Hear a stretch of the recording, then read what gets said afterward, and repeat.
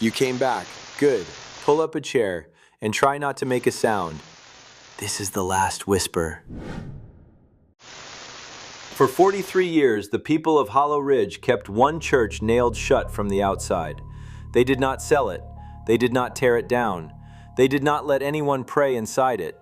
Every child in town heard the same warning.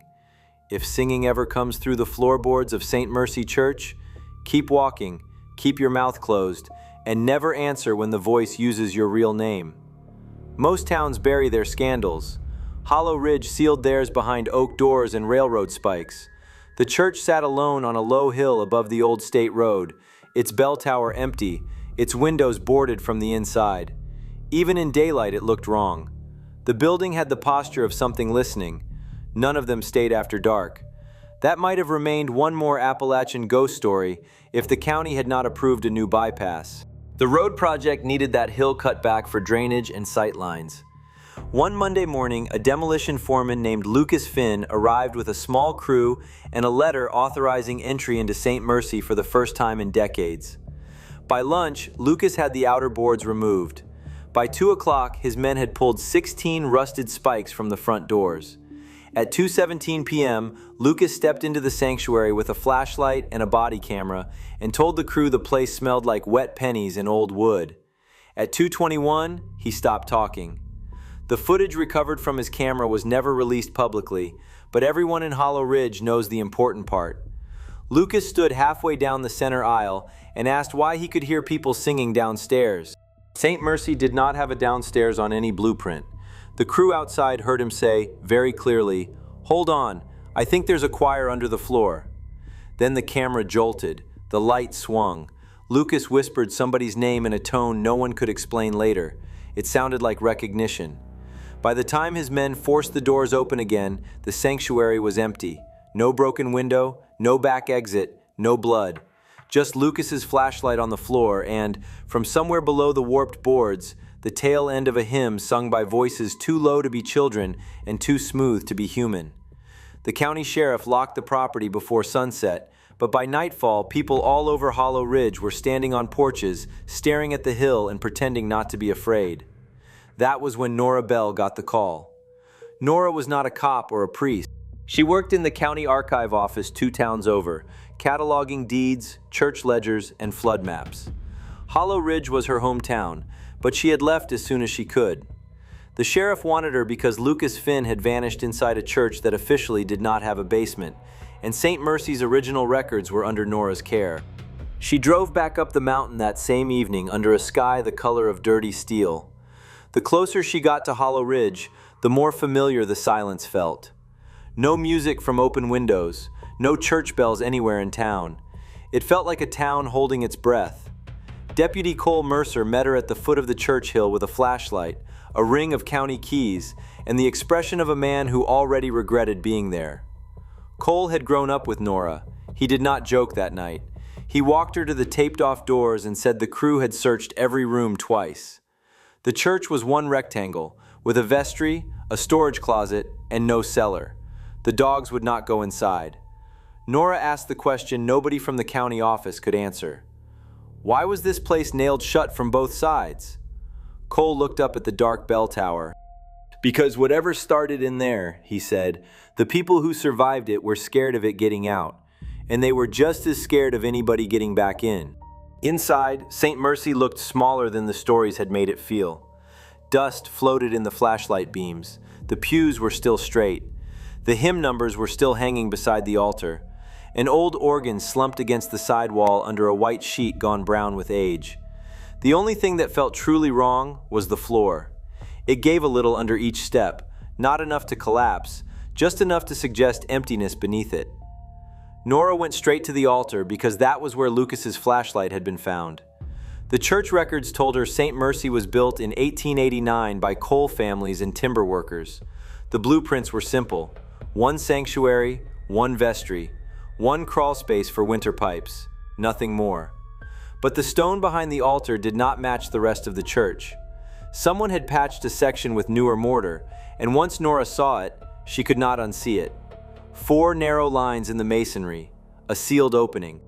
Cole found the iron ring first, buried under layered paint and dust at the base of the wall. He pulled hard. Something cracked behind the stone. Then the whole panel shifted inward 2 inches with a groan like a body waking up. Cold air did not come out. Warm air did. It carried the smell Lucas Finn had mentioned on his camera. Wet pennies, old wood, a sweet, spoiled note underneath it, like flowers left too long in water. The hidden door opened onto a staircase descending into darkness that should not have existed under a church that size. Then, faint and distant, a woman's voice rose from below and held a note so clean and steady it made the back of Nora's neck tighten. It was not loud. It sounded close in the way a whisper sounds close when somebody leans toward your ear. Cole went for his radio. Static. He tried his phone. No signal. Nora asked whether he had told the sheriff about the hidden stairs. He said no, because they had not been there that afternoon. The stairwell was narrow, stone-walled, and older than the church above it. Dust gave out after the first few steps. Lower down, the treads were damp and worn smooth by feet that should not have been there for decades. The singing grew clearer as they descended, but the words stayed just out of reach, like the voices were shaping language and swallowing it before it landed. The stairs opened into a round chamber far bigger than the sanctuary could have covered. At the center sat a pit. It was black and perfectly circular, 10 feet across, dropping straight into darkness behind a rusted iron grate. Wooden benches faced it in neat rows as if a congregation had once gathered underground to watch whatever lived below. Every wall around the chamber had been lined with shelves crowded with hymnals, prayer books, family Bibles, and framed photographs turned face down. Nora picked up the nearest hymnal and opened it. The pages inside did not list songs. They listed names, full names, hundreds of them, some crossed out in red ink, some followed by the same note again and again. Do not answer after dark. Do not repeat. Do not sing back. Cole found Lucas's body camera beside the grate. The battery should have been dead. It was still recording. Lucas had made it downstairs alone. He had circled the pit twice, breathing harder every second, asking who was there. Then a voice rose from below and spoke to him in a woman's calm, familiar tone. It said, "Lucas, honey, don't you know your own mother when she sings?" Lucas started crying immediately. He stepped closer to the grate. The voices below him changed key and softened, turning into something almost tender. Then the recording caught a second voice and a third. Men, women, children. One after another, all of them calling Lucas by name. The final frame showed his hand reaching down to unlatch the grate. After that, the screen went black, but the audio kept going. A whole crowd inhaled together. Then someone, very close to the microphone, whispered, "There, now it can practice upstairs." Nora shut the camera off. On the far wall behind the shelves, half hidden by stacked books, she found the church's missing ministerial ledger. The leather had rotted at the edges, but the handwriting inside was sharp and careful. Reverend Amos Vale, 1973. Then the tone changed. June 4th, children reported singing under the sanctuary after evening rain. July 2nd, 3 men insist the voice beneath the floor knows private family names never spoken in church. July 19th, choir practice canceled. It is learning faster when answered.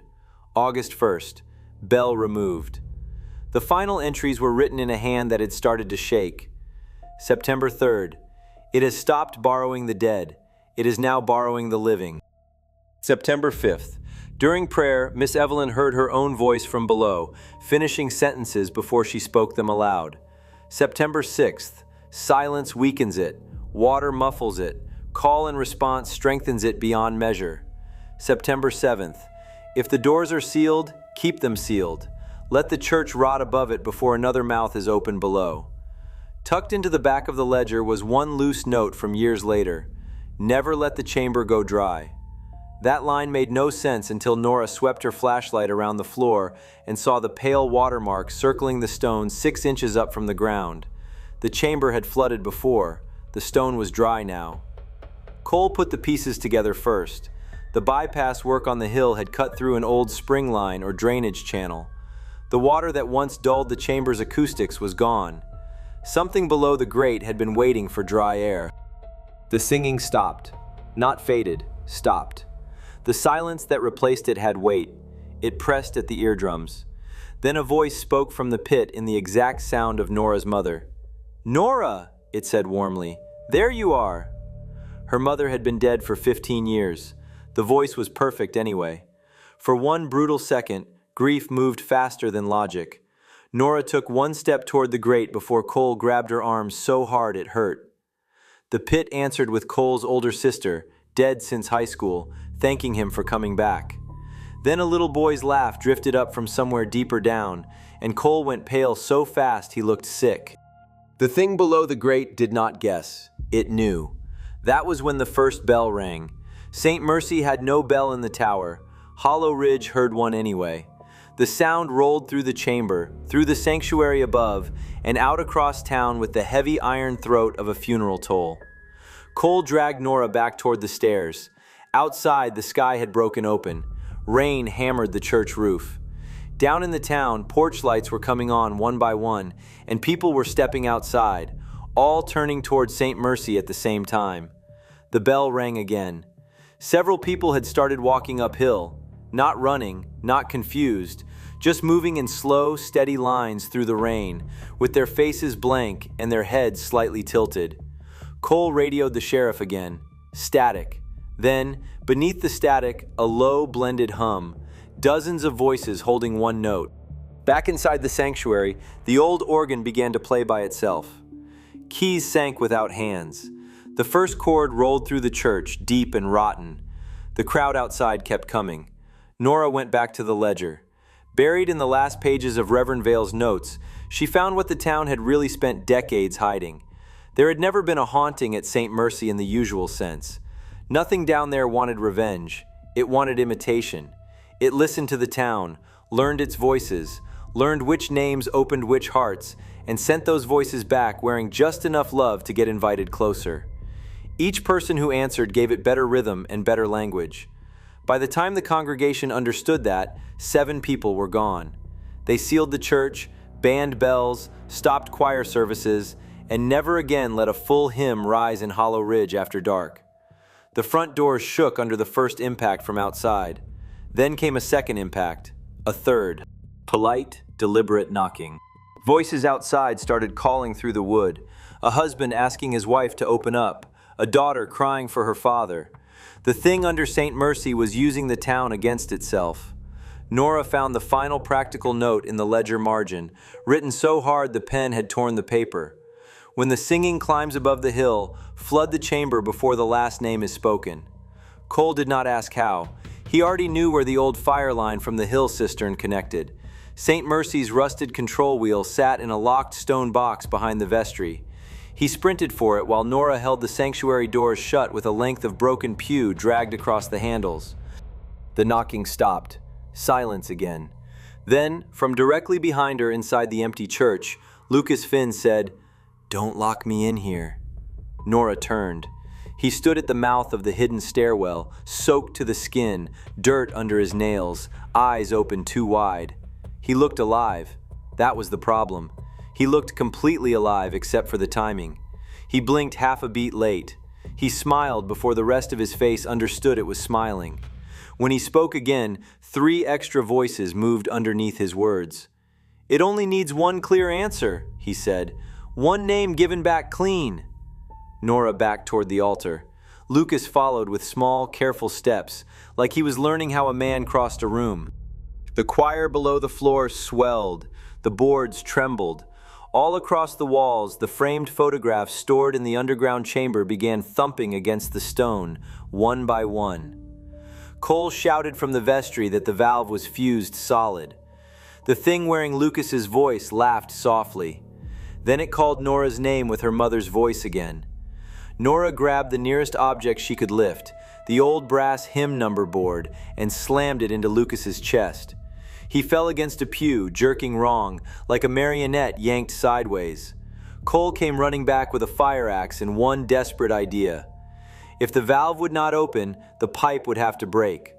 The cistern line ran behind the vestry wall, old iron fed by a storm collection tank still full because the whole mountain was now drowning in rain.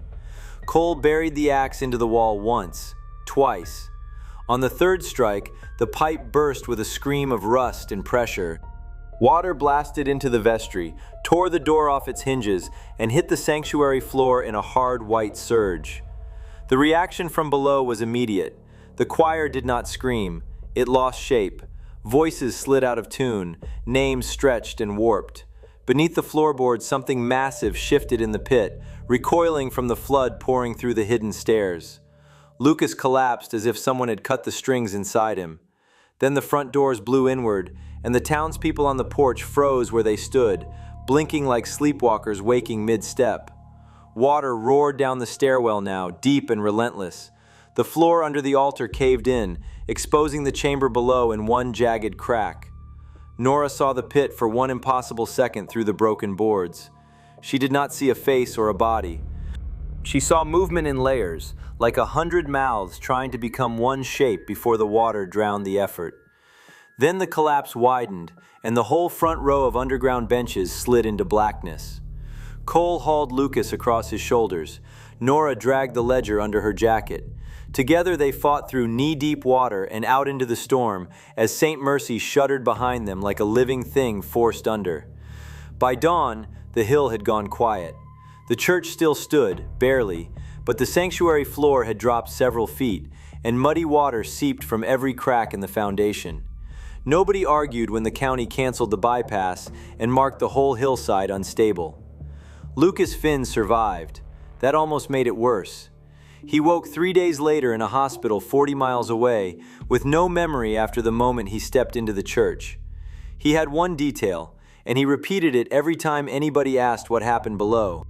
It had been listening long before the doors were opened. The town council paid to fence the hill, pour concrete around the lower foundation, and redirect the stormwater back through the old stone channels. The ban on bells quietly returned. Choir practice in Hollow Ridge stopped again. Nora turned Reverend Vale's ledger over to the sheriff, but she kept one page the county never saw. It was the final unfinished line at the back of the book. When it learns to sing without hearing itself echoed, leave this town behind. 3 months later, in the first dry week of summer, a school music teacher in the next county reported something small and strange. During vocal warm-ups, one boy in the back row kept holding the final note after everyone else stopped. Not louder than the others, just longer. The boy looked confused and said he had not been singing. The recording from that classroom is real. 23 children stopped together. One voice keeps going. Then, very softly, just before the file ends, that extra voice says another child's full name in a warm and familiar tone. Hollow Ridge still pretends St. Mercy is only a condemned church on a bad hill. That lie helps people sleep. The truth is much simpler and far worse. Something under that town learned that grief opens faster than force, that a borrowed voice can travel farther than any shadow, and that human beings will still lean toward the sound they miss most, even after they have been warned exactly where it leads. St. Mercy was never abandoned, it was muzzled. And now the question hanging over Hollow Ridge is not whether the thing under the church is gone. The question is this: when a voice that loves you says your full name from a place it should never be, how many people can honestly swear they would stay silent?